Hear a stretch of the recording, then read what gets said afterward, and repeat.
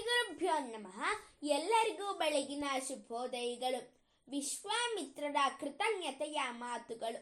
ಕೃತಾತೋಸ್ಮಿ ಮಹಾಬಾಹೋ ಕೃತಂ ಗುರುವಚಸ್ವಯ ಸಿದ್ಧಾಶಮಮಿದಂ ಸತ್ಯಂ ಕೃತಂ ವೀರ ಮಹಾಶಯಃ. ವಿಶ್ವಾಮಿತ್ರರು ಶ್ರೀರಾಮನಿಗೆ ಕೃತಜ್ಞತೆಯಿಂದ ಹೇಳುವ ಮಾತುಗಳಿವು. ಮಹಾಬಾಹುವಾದ ಶ್ರೀರಾಮನೇ, ನಾನೀಗ ಕೃತಾರ್ಥನಾದೆ. ನೀನು ನಿನ್ನ ಗುರುವಿನ ಮಾತನ್ನು ನಡೆಸಿಕೊಟ್ಟಿದ್ದೀಯ.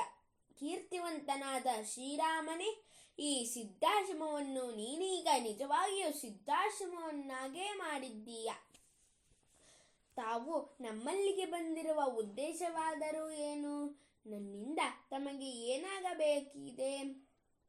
ತಮಗಾಗಿ ನಾನು ಏನು ಬೇಕಾದರೂ ಮಾಡಬಲ್ಲೆ. ತಮಗೆ ಏನನ್ನು ಬೇಕಾದರೂ ಕೊಡಬಲ್ಲೆ.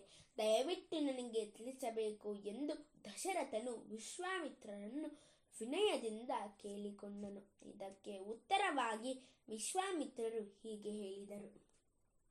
ಅರಣ್ಯದಲ್ಲಿ ನಾವು ವಾಸವಾಗಿದ್ದೇವೆ. ಅಲ್ಲಿ ನಮ್ಮ ಸಿದ್ಧಾಶ್ರಮವಿದೆ. ಲೋಕ ಕಲ್ಯಾಣಕ್ಕಾಗಿ ನಾವು ಅಲ್ಲಿ ಯಜ್ಞವನ್ನು ಮಾಡಬೇಕೆಂದಿದ್ದೇವೆ. ಆ ಯಜ್ಞಕ್ಕೆ ಅಸುರರು ರಕ್ತ, ಮೂಳೆ, ಮಾಂಸದ ತುಂಡುಗಳನ್ನು ಹಾಕಿ ಯಜ್ಞವನ್ನು ಅಪವಿತ್ರಗೊಳಿಸುತ್ತಾರೆ.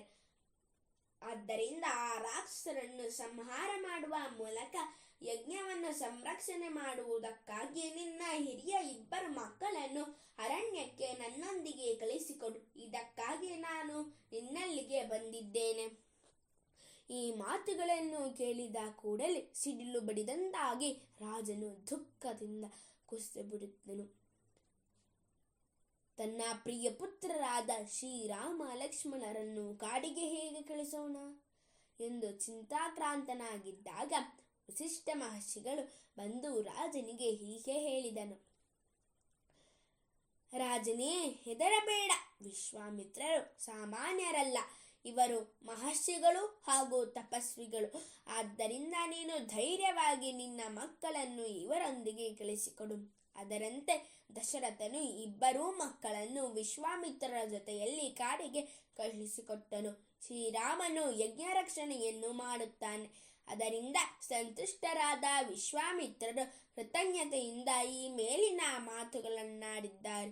ಕೃತಜ್ಞತೆ ಎಂಬುದು ಮಾನವತ್ವದ ಲಕ್ಷಣವು. ಸರ್ವೇ ಜನಾಃ ಸುಖಿನೋ ಭವಂತು, ಸಕಲ ಸನ್ಮಂಗಲಾನಿ ಭವಂತು, ಲೋಕಾಃ ಸಮಸ್ತಾಃ ಸುಖಿನೋ ಭವಂತು. ಧನ್ಯವಾದಾಃ.